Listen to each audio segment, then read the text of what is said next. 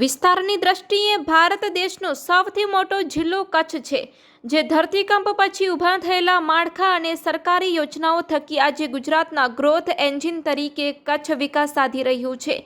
કચ્છ જિલ્લાની ભૌગોલિક સ્થિતિથી ગુજરાત સરકાર પણ વાકેફ છે.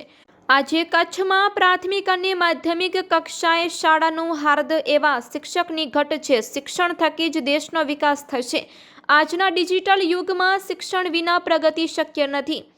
ભારતીય બંધારણના અનુચ્છેદ 21 મુજબ ભણવાનો અધિકાર તો મળ્યો છે, પણ ભણાવવા માટે શિક્ષકો નથી મળતા, જેના લીધે બાળકોનો મૂળ પાયો એટલે કે પ્રાથમિક શિક્ષણ કાચું રહી જાય છે, જે બંધારણના મૂળભૂત અધિકારના હનન સમાન છે, જે ક્યારેય ચલાવી ના શકાય.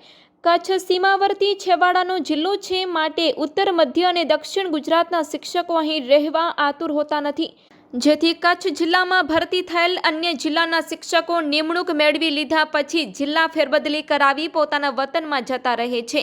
માટે ભરતી પ્રક્રિયામાં આ સમસ્યાનો કાયમી ઉકેલ લાવવા સરહદી કચ્છ વિસ્તારમાં સ્થાનિક બોલી અને ભાષા ધરાવતા ઉમેદવારોની જોગવાઈ કરવામાં આવે, જેથી કચ્છ જિલ્લામાં શિક્ષકો ટકી રહે અને ભરતી પ્રક્રિયા દરમિયાન કચ્છ જિલ્લાને પ્રાધાન્ય આપવામાં આવે, જેથી શિક્ષક ઘટની સમસ્યાનો કાયમી નિવેડો લાવી શકાય. કચ્છ જિલ્લામાં હાલ જે ભરતી થયેલ છે, તેમાં બાકી રહી ગયેલ જગ્યાઓ પર તાત્કાલિક ભરતી કરવામાં આવે, જેથી બાળકોનું શૈક્ષણિક ભવિષ્ય અંધકારમય બનતા બચી જાય.